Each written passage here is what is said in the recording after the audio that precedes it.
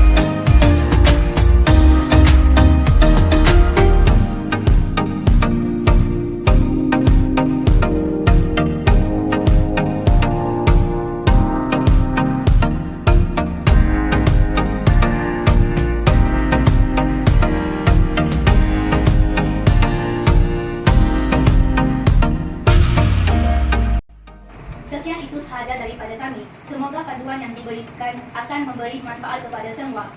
Sekian, terima kasih.